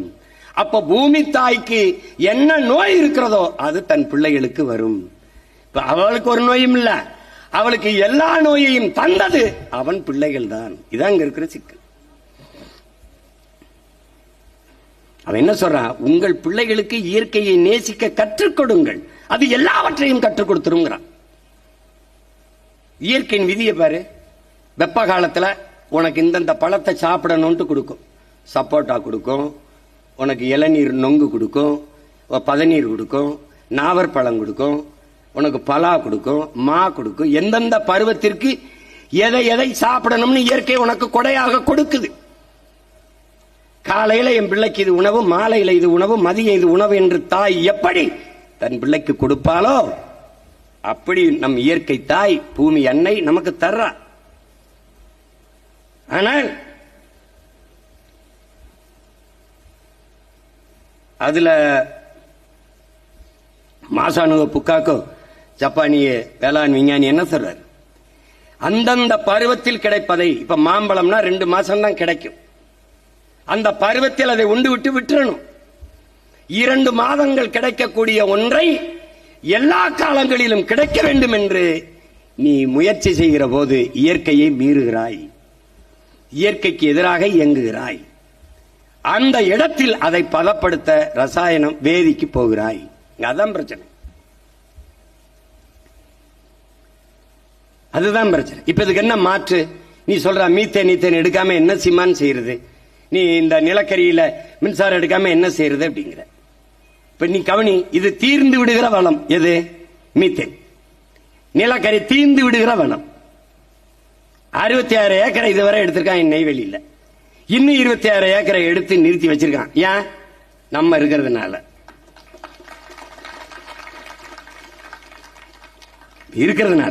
பூமி தாயை அப்படியே ஈரக்கொலை, இதயம், நுரையீரல் எல்லாத்தையும் அறுத்து அறுத்து போய்கிட்டே இருக்கான். அவன் மன்னார்குடி வர போறதா அவன் திட்டம். ஆனா நீ நெய்வேலியை தாண்டக்கூடாதுங்கிறது நம்மளுடைய திட்டம். இப்ப நீ வந்தா என்ன சிவாசிமான் இழுத்து போட்டு வெளியேறு, வெளியேறா. போரின் பேரழிவிற்கு பிறகு கூட மக்களை மீள்குடியேற்றம் செஞ்சிட முடியும். ஆனால் நிலக்கரியும் மீத்தேனும் ஈத்தேனும் எடுத்த இடத்தில், அணுலை வடித்த இடத்தில் என் மக்களை மறுகுடியும் அமர்த்த முடியாது. அப்ப நான் தாய் நிலத்தை இழக்கிறேன். அப்ப என்ன செய்யணும்? நீ வெளியேறு. இப்ப மரபுசார் மின்சாரம் இருக்கு. என்ன இருக்கு? இயற்கையில தயாரிக்க முடியும். என்ன? 66 ஏக்கர்லையும் போடா சூரிய மின் தகட. 66 ஏக்கர்லையும் போடுறேன். இடையில தூக்குடா காற்றாலை மின்சாரத்துக்கு, காற்றாடிய போடுறேன். எவ்வளவு மின்சாரம் தயாரிக்கலாம் நீ எண்ணி பார்த்துக்கட. ஏன் அதை செய்ய முடியாது? ஏன் செய்ய முடியாது? மக்கிய இலைதலை கழிவு, ஆடு மாட்டு கழிவு, மனித கழிவில் இருந்து எவ்வளவு வேணாலும் மீத்தேன் பயாகாசு எரிகாற்றை எடுத்துக்கொள்ள முடியும் என்கிற போது, இயற்கையாக எரிகாற்றை எடுத்துக்கொள்ள முடியும் என்கிற போது, எதற்காக என் பூமி தாயின் ஈரக்கொலையா இருக்கிற 1000-1500 அடிக்கு கீழே போய் அவன் நுரையீரல், இதயத்தை, சிறுநீரகத்தை ஏன் இருக்கிறாய்? ஏன் திருப்பி எடுத்து வெளியில போட்டினா அந்த இடத்தை எப்படி வளப்படுத்த முடியும்? மறுபடி வருமா? அந்த மீத்தேன் நிலக்கரி எப்படி வந்தது? பல ஆயிரம் ஆண்டுகளுக்கு முன்னாடி பூமிக்குள் புதைந்து சிதைந்து அழிந்து காற்று அழுத்தம் வெப்பத்தாலும் மக்கி அப்படியே கரியாகி போன மரங்கள் இவைதான். செடி கொடிகள் கரியாகுது. அப்படின்னா பல ஆயிரம் ஆண்டுக்கு முன்னாடி என்ன பண்ணிருக்கான்? அந்த நிலத்தில் என் இனத்தான், என் முன்னவன் வாழ்ந்திருக்கான். அதுக்கு சான்று கீழடியில தோண்டும் போது நீ அறியுற. அப்ப அது என்ன ஆயிருது? மக்கி மண்ணோடு மண்ணா போய் அழுத்தத்தாலும் வெப்பத்தாலும் கரியாயிருது. அந்த கரிக்கு இடையில கொஞ்சம் காற்று படியுது. அந்த காற்று எரிகாற்று, மீத்தேன், ஈத்தேன். அதை எடுக்கணும். உறிஞ்சி அந்த காற்றை வெளியில எடுக்கிறதுக்கு குழாயை போட்டு முதல்ல அங்க இருக்கிற சுத்தி இருக்கிற தண்ணியை புறா எடுத்து வெளியில ஊத்தணும். ஊத்திட்டு இந்த காற்றை உறிஞ்சணும். தண்ணியை புறா எடுத்து வெளியில ஊத்த 1000 அடிக்கு கீழே போய் உறிஞ்சிக்கிட்டே வந்தா அது கடல் மட்டத்திற்கு போயிருது அந்த குழாய். அப்ப இந்த தண்ணீரை எடுத்து ஊத்த கடல் நீர் உள்ள வந்து கடல் நீரை உறிஞ்சி நிலத்துல ஊத்துவேன். கடல் நீரை உறிஞ்சி நிலத்துல ஊத்துனா நிலம் விளைநிலம் அல்லாம உப்பளமா மாறும். இந்த பேராபத்தை உணர்ந்ததால தான் அதை எடுக்காத நிறுத்துன்றோம். அப்ப என்ன செய்யறது? வா, என்னுடைய ஆடு மாட்டு கழிவு, மக்கிய இலைதலை கழிவு, மனித கழிவுல இருந்து நீ எவ்வளவு வேணாலும் மீத்தேனை ஈத்தனை எடுத்துக்க முடியும், பயோகேஸ் எடுத்துக்க முடியும். இங்க வந்து அந்த முறைக்கு வா. விளங்குதா? இதைத்தான் நம்ம செய்ய சொல்றோம். இது இயற்கையை, பூமியை தன் தாய் போல நேசிக்கிற பிள்ளைகளின் கனவு. இது வேலை திட்டம், இது செயல் திட்டம். இது இந்த மண்ணை ஒரு மண் என்றும் அதை வித்தால் நிறைய காசு சம்பாதிக்கலாம் நினைக்கிறவனுக்கு இது தோணாது. இப்ப நமக்கு இது எப்படி பார்க்கிறோம்? மரம், மரம், மழை, மழை, மரம் என் மூச்சு காற்று, என் உயிர், என் உயிர். மரம், பறவை, குருவிகள், வீடு, பறவைகளுக்கான உணவு, மரம், மரம், நிழல், நிழல். இப்படி இருக்குது. இவர்கள் இன்றைய ஆட்சியாளர் மரம், மரம், காசு, காசு, பணம், பணம், துட்டு, வெட்டு. நம்ம பார்வையில இப்படி, அவன் பார்வையில அப்படி. இப்போ நான் என்னுடைய பேச்சுல எதிரா வளர்ச்சிங்கிற காணொலி இருக்கு, போட்டு காட்ட சொல்லியிருக்கலாம். அது தவறு விட்டு இருந்தாலும் வலைவெளியில் இருக்கு. எது வளர்ச்சிங்கிற?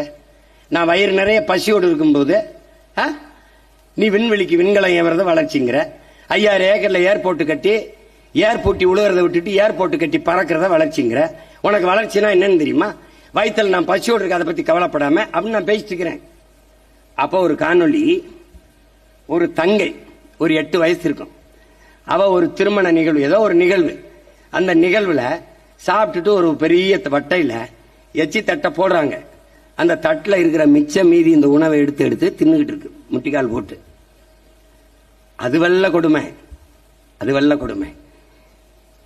அதுல பல கால்கள் இப்படி இப்படியுமா அந்த குழந்தை இப்படி சாப்பிட்டுக்கிட்டு இருக்கிறது, இந்த தட்டு இருந்து எடுத்து சாப்பிடுறத, இந்த மிச்சத்தை, இந்த எச்சியை சாப்பிடுறதை பார்த்து கொண்டே பல கால்கள் போய்கொண்டிருக்குது. அவ முன்னாடி இப்படி நின்று இப்படி பயந்து பயந்து சாப்பிட்டுக்கிட்டு இருக்கா. பல எச்சி தட்டுகள் அவ முன்னாடியே வந்து விழுகுது. அதுல ஒரு மனிதன், ஒரு மானுடன் கூட, பாப்பா அதை செய்யாத, வா கையை கழுவிட்டு வா, எங்களோட வந்து சாப்பிடுன்னு ஒருத்தன் கூப்பிடலடா. இந்த மனித பதர்களுக்கு இடையில நீ வாழ்ந்து கொண்டிருக்காங்கிறத கவனத்தில் வச்சுக்கடா.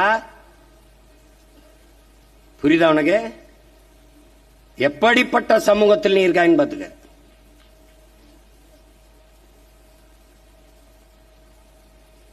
ரொம்ப அதான் கவிப்பேரரசு வைரம் சொன்ன மாதிரி மனிதனின் முதல் நண்பன் மரம், மரத்தின் முதல் எதிரி மனிதன். சீமான் வந்தா என்ன செய்வான்? நீ வெட்டிடுவாப்ப மரத்தை. மனிதனை வெட்டி கொலை செய்வது மாதிரி 6 மாசம் ஒரு உள்ளதுக்கு போட்டுருவேன். நான் சட்டம் போடுவேன் என் வரைவில் 16 சொன்ன போது சிரிச்சா, அதே சட்டத்தை சீனா கொண்டு வந்து பல்ல இழிச்சா. நான் மரத்தை கட்டி பிடிக்கும் போது சிரிச்சா, எல்லா வெளிநாட்டுக்காரனும் கட்டி பிடிச்ச போது ஏன் ரசிச்ச? டேய் டேய் ஏதாவது சொல்லிட போறேன். உனக்கு எது சொன்னாலும் வெள்ளக்காரன் சொல்லணும், வேற ஒருத்தன் சொல்லணும். அதுக்காக நான் தீக்குளிச்சாடா வெந்து வர முடியும்? இந்த நோய் இருக்குன்னு எங்க அப்பா வந்து நம்மாழ்வார், மகனே இது ரொம்ப பெரிய நோயா இருக்கு. அந்த ஆரவையில் வந்து பெர்னாட்டி கிளார்க் சொன்னார், அவர் சொன்னார், மாசானுகோ புக்காக்கோ சொன்னார், மக்காக்கோ சொன்னார். ஓ அப்படி இருக்குமோ அப்படின்னு இல்ல. இப்போ அரியனஸ்ங்கிற ஒரு வேதியியல் அறிஞர் இதை சொன்னார். அரியனஸ் ஒரு வேதியியல் அறிஞர், நோபல் பரிசு பெற்றிருக்காப்ல. அப்ப தெரியாதான் இருக்கணும். அவன் சீமான், நம்ம சீமான் தானே. நான் இதை மதுரையில் இருக்க ஆயர்கிட்ட போய் சொன்னேன், நான் இவ்வளவு பேசுறேன், சனம் மக்கள் என்னை கவனிக்க மாட்டாங்களேன்னு. அப்படிதான் இருக்கும். உலகம் பூரா இயேசு இறைமகன், சொந்த ஊர்ல தச்சர் மகன் தான், சொந்த ஊர்ல ஆசாரி மகன் தான், அடுத்த ஊர்ல ஆண்டவன். அந்த மாதிரி நான் என்ன கத்துனாலும் இவனுக்கு புரியல. ஏன்னா உள்ளூர் மாடு வேலை போகாதுல. ஒருவேளை இதையே இதர் மே ஷாத் மே ஹே இந்தியா ஸ்வச்சத ட்ரீஸ் வேனா the tree was in the wonderful the human nature. எதை பேசுறேன்? என்னமா பேசுறேன்? ஐயோ சீமான் வெரி இன்டெலிஜென்ட்பா. இவங்கள போய் ஏ அப்ப என்னன்னு கேட்டுங்க. இதை வெள்ளக்காரன் பேரை சொல்ல வேண்டியது இருக்கு.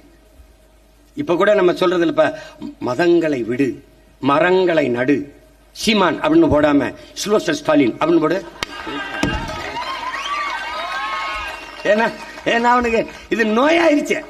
எதையோ ஒண்ணு சஸ்தவிஸ்கி சொன்னது போல எங்க அப்பா, நாங்க அமைதிப்படையில இப்படித்தான் ஏதாவது கப்சா போட்டு தம்பி ஏதாவது வெளிநாட்டுக்காரன் பேர சொல்றான். எதுக்கு பண்ண? அப்பதான் அவன் கேட்பான். ஏன்னா வெள்ளையா இருக்கேன் போய் சொல்ல மாட்டான். பாவிகளா இவங்கள எதை கொண்டு வச்சு சரி பண்றது? அப்பது மரம்ங்கிறத பசிக்குதா?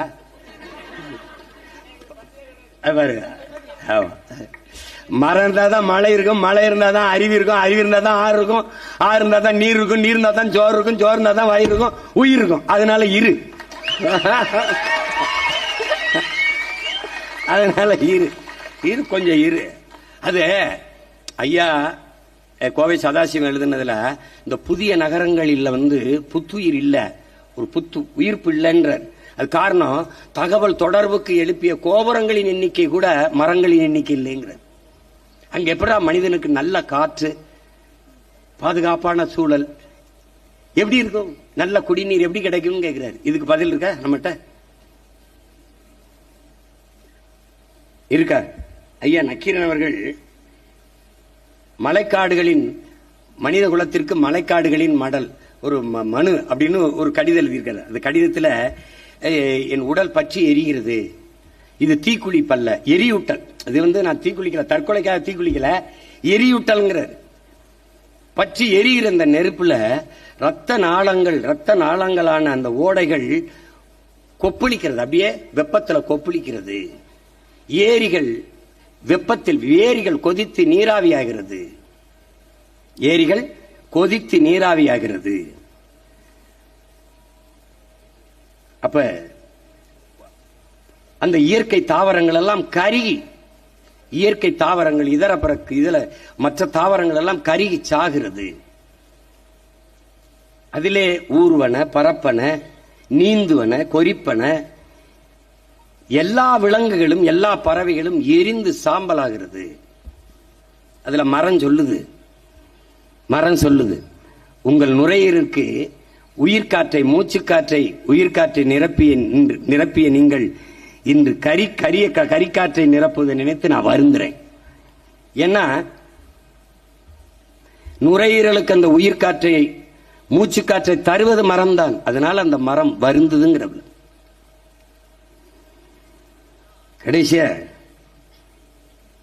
என்னை மனிதர்களின் நுரையீரல் என்கிறீர்கள். அந்த நுரையீரலுக்குள் எரியும் தீப்பந்தத்தை செருகியது யாருங்கிற கேள்வி எழுப்புறேன். நான் நுரையீரல் தான் உங்களுக்கு, ஆனா அதற்குள்ள தீப்பந்தத்தை செருகியது யார்? நான் செய்த தவறு என்ன? உங்களுக்கு மூச்சு காற்று உயிர் காற்று தந்ததா? உண்ணுவதற்கு சத்துள்ள உணவை தந்ததா? அருந்துவதற்கு நல்ல நீரை தந்ததா? நான் செய்த தவறுதான் என்ன? எதனால் என்னை அழிக்கிறீர்கள்? எதனால் என்னை எரிக்கிறீர்கள்? இந்த கரியமிழ கரி காற்றை உறிஞ்சிக் கொண்டு நல்ல காற்றை உங்களுக்கு தந்து இந்த உயிர் உலகம் வாழ்வதற்கு உதவியதற்கா? எதனால் என்னை அழிக்கிறீர்கள்? எதனால் என்னை எரிக்கிறீர்கள்? நான் செய்த தவறு என்ன? ஏன் உங்களுக்கு பல்லுயிர் ஓம்புதல் தெரியவில்லை? நாம யாரு? பல்லுயிர் ஓம்ப கற்றுக் கொடுத்த போதிச்ச உலக பெருமகான். உலகத்திலே ஒருத்தன் தான் பகுத்துண்டு பல்லுயிர் ஓம்புகள் என்று பாடியவன் உலகத்திலே நம்முடைய மறைவன் தான். அவனுடைய பிள்ளைகளுக்கு கேள்வி எழுப்புறார். ஏன்? யார் எழுப்புறது? மரம் தான். மரம் நம்மோடு கேக்குது, நம்மகிட்ட கேக்குது. உங்களுக்கு ஏண்டா பல்லுயிர் ஓம்ப தெரியவில்லை? அன்பு பாசம் காதலெல்லாம் மனிதர்களுக்கு மட்டும்தானாடா? மற்ற உயிர்களிடத்தில் அதை உங்களுக்கு பரிமாற தெரியாதா? பூச்சி வண்டு பறவை விலங்குகளோடெல்லாம் உங்களுக்கு அன்பை கடத்த தெரியாதா? பரிமாற தெரியாதா? பரிமாற தெரியாதா? புல் பூண்டு செடி கொடி மரங்களோடு உங்களுக்கு பாசத்தை பகிர தெரியாதா? அருவி ஆறு ஏரி குளம் மலை இவற்றையெல்லாம் உங்களுக்கு நேசிக்க தெரியாதா? பாதுகாக்க தெரியாதா? தெரியாதா? தெரியுமா தெரியாதா? யாரு கேட்கிறா? மரம் நம்மை பார்த்து கேக்குது. உங்களுக்கு தெரியுமா தெரியாதாடா? புல்லின் பசி நீர், புலியின் பசி மானின் பசி புல், புலியின் பசி மான். உலகில் எல்லா உயிரினத்திற்கான பசிக்கும் உணவு இருக்கிறது, மனிதர்களின் பசியை தவிர. ஏன்னா மனிதனுக்கு இருக்கிறது பசி அல்ல, பேராசை.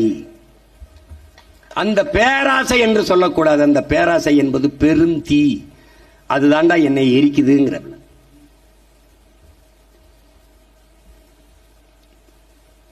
நீரின்றி அமையாது உலகு என்பதை நாம் ஏற்கிறோம். ஆனால் காடின்றி அமையாது நீர் என்பதையும் நாம் ஏற்கணும். அப்பா சொல்றாங்கல்ல, இப்ப நீங்க நல்லா கவனிச்சீங்கன்னா, உயர்ந்திருக்கிற மலை முகடுகளில் 200-300 அடிக்கு மேலே அடர்ந்து படர்ந்து வளர்ந்து இருக்கிற மரங்கள் தான் மேகத்தை அறுவடை செய்து பூமிக்கு மழையாக கொண்டு வருகிற ஆற்றலை பெற்றது. அதனாலதான் என்ன சொல்றான், ஒரு நாட்டின் எதிர்காலம் என்பது, நல்லா கவனிச்சுக்கணும், ஒரு நாட்டின் எதிர்காலம் என்பது அந்த நாட்டின் வகுப்பறையில் தீர்மானிக்கப்படுது. ஒரு நாட்டின் நலன் என்பது அந்த நாட்டின் ஒவ்வொரு வீட்டின் சமையலறையில் தீர்மானிக்கப்படுது. ஏன்னா நோயற்ற வாழ்வே குறையற்ற செல்வம். ஒரு நாட்டின் நலன் அதான் செல்வம். அப்ப நலன் என்பது அந்த நாட்டின் ஒவ்வொரு வீட்டின் சமையலறையில் தீர்மானிக்கப்படுது. ஒரு நாட்டின் வளம் என்பது அந்த நாடு பெற்றிருக்கிற நிலத்தின் வளத்தை பொறுத்து அமைகிறது. ஒரு நாட்டின் நிலத்தின் வளம் என்பது அந்த நாடு பெறுகிற நீரின் வளத்தை பொறுத்து அமைகிறது.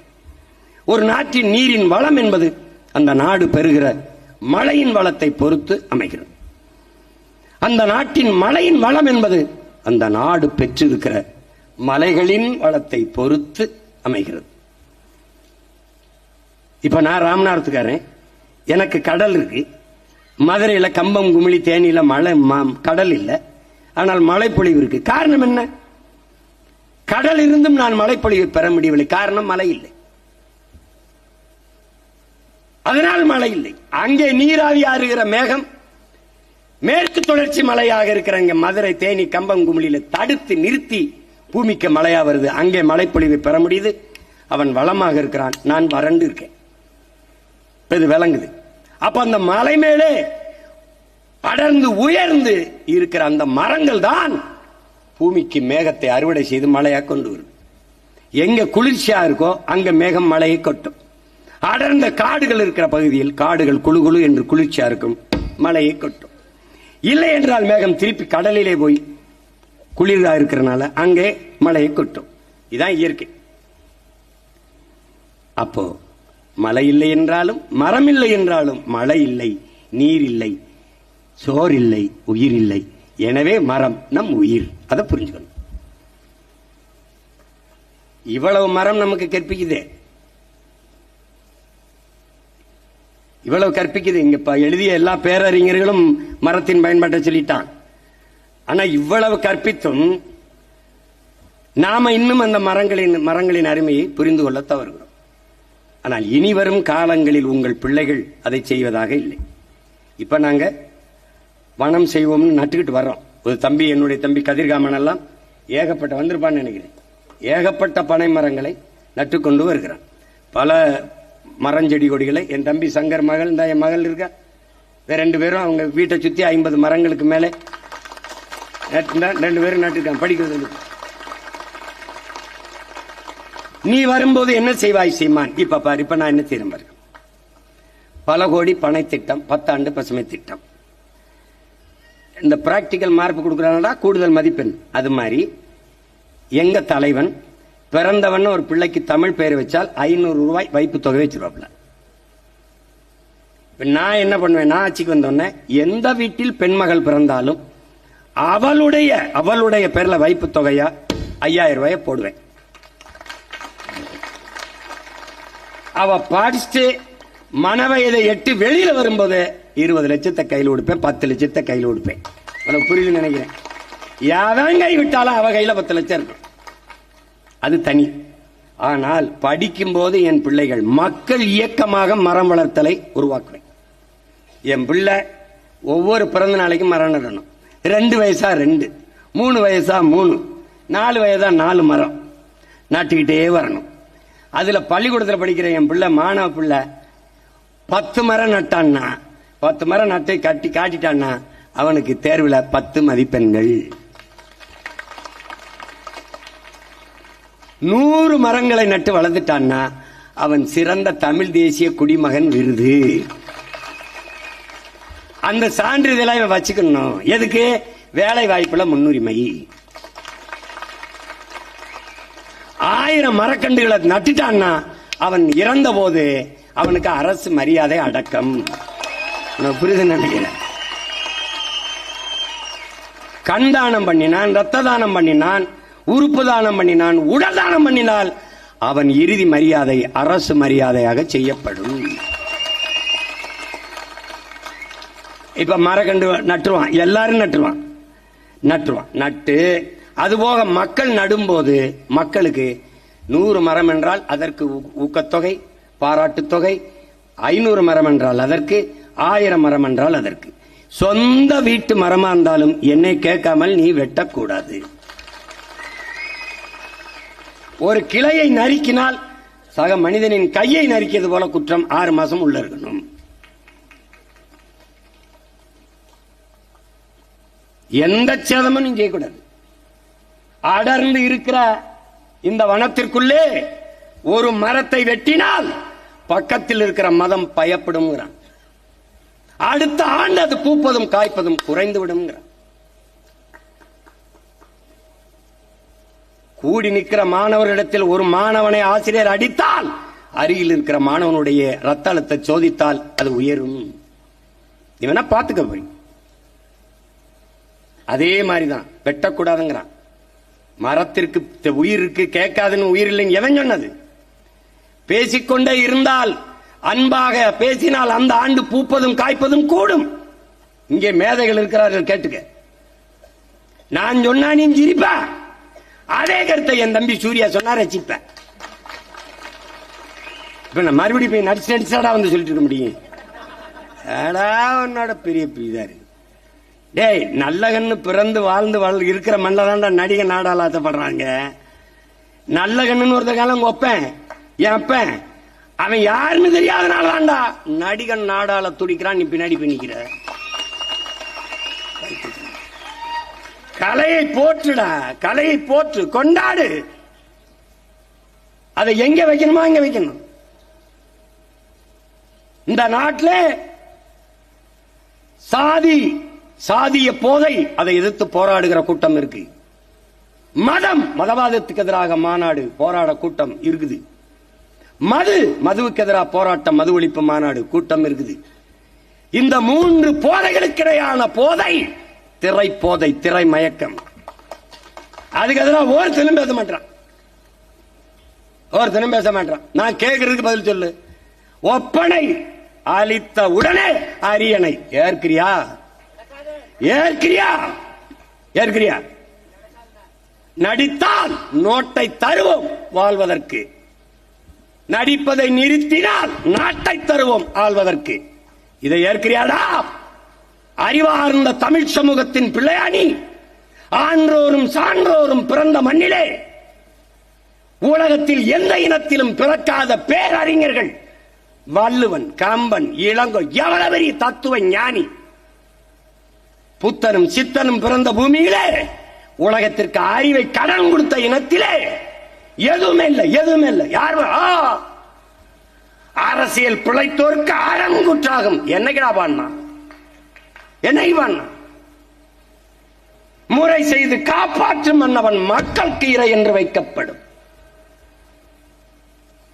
எங்க இருக்கு? அஞ்சாமை, அறிவு, ஊக்கம் இன்னான்கும் எஞ்சாமை ஈகை ஈகை இன்னான்கும் எஞ்சாமை வேந்தற்கு அழகு.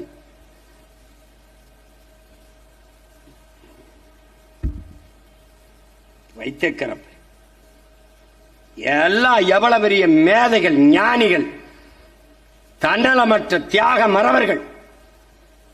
உனக்கு காமராஜன் தலைவன், கக்கனும் தலைவன், தெய்வ திருமகன் முத்துராமலிங்க தேவரங்கனவன், சிங்காரவேலனும் தலைவன், சிவானந்தம் தலைவன், அயோத்தியாச பண்டிதரும் தலைவன், ரட்டமலை சீனிவாசனும் தலைவன், MC ராஜாவும் தலைவன், KP விஸ்வநாதன் தலைவன், மறைமலை அடிகள், மாப்போசி, சீபா ஆதித்தனார் எல்லாரும் தலைவன்.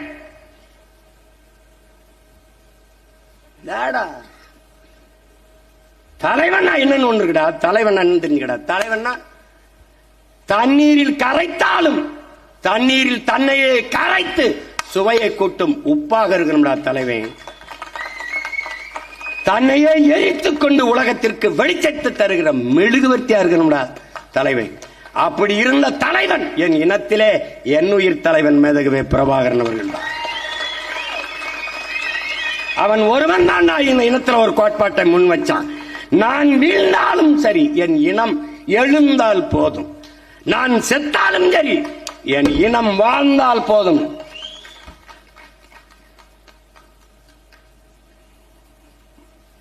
அதை புரிஞ்சுக்கணும். நாங்கள் மாண்டாலும் சரி எங்கள் இனம் மீண்டால் போதும். அதான் எங்க கோட்பாடு.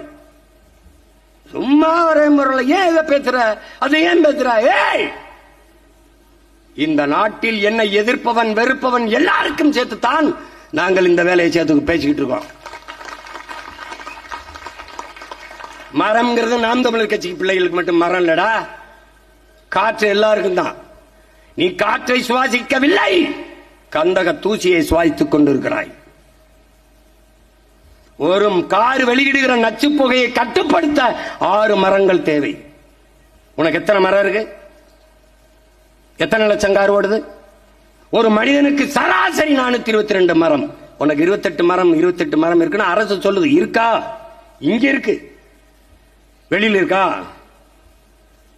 கனடாங்கிற ஒரு நாடு அந்த 8953 மரம், கிட்டத்தட்ட 9000 மரம் ஒரு மனிதனுக்கு. அந்த பிரதமர் சொல்கிறார் 100 கோடி மரம் நடுவதற்கு உத்தரவிட்டிருக்கேன்னு. அவன் யாரு? பிரதமர். இவங்க யாரு? புரோக்கர்ஸ். அவன் தலைவன், இவர்கள் தரகர்கள். போடா எழுதி வச்சிருப்பாங்க கார்பரேஷன். மரம் வளர்ப்போம், மழை பெறுவோம், பிளாஸ்டிக் இல்லாத நகரத்தை உருவாக்கும். வெறியா வருமா வராதா? டேய், உங்களெல்லாம் ஒழிக்காம எப்படா பிளாஸ்டிக் ஒழிக்க முடியும்? எப்படி ஒழிக்க முடியும்? எப்படி ஒழிக்க முடியும்? அப்ப எப்படி இந்த மரம் நட சொல்றியே சீமான்? அதுக்கெல்லாம் தண்ணிக்கு என்ன பண்ண பண்றேன் பாரா, இங்க பண்ண ஒரு கழிவு நீரோட கூவாத்துல கலக்காது. சென்னையில எந்த நான் பெருநகரங்களையும் கலக்க விட மாட்டேன். குழாயில் எடுத்துட்டு போவேன். எப்படி எடுக்கிறேன்னு போட்டே இப்ப போட்டு காட்டினல்ல, இதே மாதிரி போட்டு காட்டுவேன். இந்த வாரா கொண்டு வரேன் தண்ணி என்ன கொண்டு எங்க பண்ணுவேன்? 50 ஏக்கருக்கு 100 ஏக்கர்ல இந்த கழிவு நீரை சுத்திகரிக்கிற இதை வைப்பேன். வச்சு சுத்திகரிப்பேன். சுத்திகரிச்சு இந்த தண்ணீரை தனியா எடுப்பேன். மரம் நடுதல், சாலை போடுதல், கட்டடம் கட்டுதலுக்கு அந்த தண்ணீரை பயன்படுத்துவேன். கீழே படிமல மண், அது மிகுந்த வளம் மிகுந்த உரம். இந்த கழிவெல்லாம் மக்கி அப்படி பழக்கழிவு, இலக்கழிவு, மனித கழிவு, ஆடு கழிவு எல்லாம் அங்க இருக்கும். அந்த மண்ணை அள்ளி நானே வேளாண் பண்ணை வச்சிருப்பேன், உரமா எடுத்துட்டு போயிருவேன். இந்த மரக்கண்ணு நட, செடி நட எல்லாத்துக்கும் உரமா கொடுத்துருவேன். என்னென்ன வேலை காட்டுறேன்னு மட்டும் பாடுறான். Wait and see. சொல்லும் போது உனக்கு ரொம்ப அதான் இருக்கும், காமெடியா இருக்கும். ஆமா, இப்ப நானும் கூட இனிமே நானா சொல்றது மரங்களை நடு, அது அப்படி சொல்றது யாராவது வேற ஆள் பேரை போடணும். மரம் மண்ணின் வரம், வளர்ப்பதே மனிதரம், தஸ்தோவெஸ்கி சொன்னது போல சொல்றோம். யுவான் சுவாங் அவர் சீன பயணி இல்ல, அவர் வரும்போது சொல்லிட்டு போனாப்லப்பா. அதுதான் இங்க இருக்கிறது. இவனுக்கு ஒரு நோய். இன்னும் பெரியார் தான் படிக்க வச்சாரு நம்பிட்டு இருக்கான்ல, அது மாதிரிதான் இது. அவங்களும் ஏதாவது சொல்லி நம்ப வச்சிடலான்னு தான் பாக்குறான். ஒருத்தர்லாம் பெரியார் மயிரை ஒருவனும் முழுங்க முடியாது, வேற எவனும் முழுங்க முடியாது. ஏன்? அவனே உட்காந்து பிடிங்கிடுவான். அவன் என்னதான் மனதில் வச்சுட்டு பேசுறாப்ல, எவனும் முழுங்க முடியாது. ஏன்? அதை நாங்களே உட்காந்து பிடிங்கிடுவோம். போடாடே போட, மயிரை பிடுங்குற வேலை தானடா உனக்கு தெரியும். வேற என்னடா தெரியும்? வேற என்ன தெரியும்? மரம் நடுங்க. எத்தனை தலைவன்டா அவன் பிறந்த நாளைக்கு இலவசமா எல்லாருக்கும் திருமணம் பண்ணி வச்சியடா. 69 வயசு, 69 மரம் அதை நட்டியாடா. நட்டியா? 1 கோடி தொண்டன் புடுங்கினா நட. வருஷத்துக்கு உன் தலைவன் பிறந்த நாள் ஒவ்வொரு தொண்டனும் ஒரு மரம் நட்டால் 1 கோடி மரம்டா. பிக்காளி பேட. என் அப்பன் சொல்றாங்கடா, 6 கோடி மக்கள் நட்டா 6 கோடி மரம்டா, 2 நட்டா 12 கோடி மரம்டா. பைத்தியக்காரங்களா. பசுங்காடாக என் தாய் தமிழ்நாட்டை மாத்திர முடியும். மாத்துவண்டா இந்த மகன். இவ்வளவு சொல்லி தருது மரம் பயிற்சிருச்சு பிள்ளைகளுக்கு. இருங்க இவ்வளவு சொல்லி தருது மரம். கடைசியா சொல்லணும்ல மரம் என்று பேசுறா சொல்றாங்குது. சொல்றேன், கோச்சுக்கத இரு சொல்றேங்கிறல்ல. இதுக்கு நாம் பொறுப்பு இல்ல. இதுக்கு I am not a response. ஆமா, அப்ப என்ன சொல்லுது அது? இது சொல்லுங்க, சொல்லிடுறேன். நான் இவ்வளவு சொல்றேன், இவ்வளவு அறிவோடு பேசுறேன், உங்களுக்கு எல்லாம் தர்றேன். உங்களுக்கு கனி தர்றேன், காற்று தர்றேன், நீர் தர்றேன், மழை தர்றேன், நிழல் தர்றேன், வீடு கட்ட பலகை தர்றேன், கட்டை எல்லாம் தரேன். ஆனா நீங்க எவனையாவது திட்டணும், உங்களுக்குள்ள அறிவில்லைன்னா அவனை திட்டுறதுக்கு ஏன்டா என்னைய சொல்லி திட்டுறீங்க? என்னை அவனுக்கு மூளை வேலை செய்யலைன்னா அவனை எப்படியா வேற பேர் என்னை மரமண்ட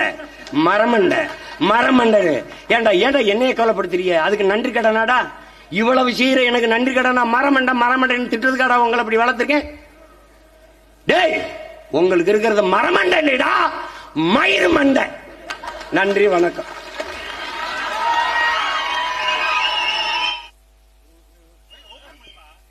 உறவுகளே, இன்னும் 10 நிமிடம். இப்பொழுது திருவள்ளுவர் திருத்தணி. இனிமேதான் ஒளி வாங்க போடியா. இனிமேதான் முக்கியமானது இருக்கு, முக்கியமான செய்தி இருக்கு. இங்க பாருங்க, 26 சட்டமன்ற தேர்தலிலே என்னுடைய அன்பு தம்பி, தலைமை நிலைய செயலர், திருவள்ளூர் மாவட்டத்திலே தம்பி செந்தில் அவர்கள்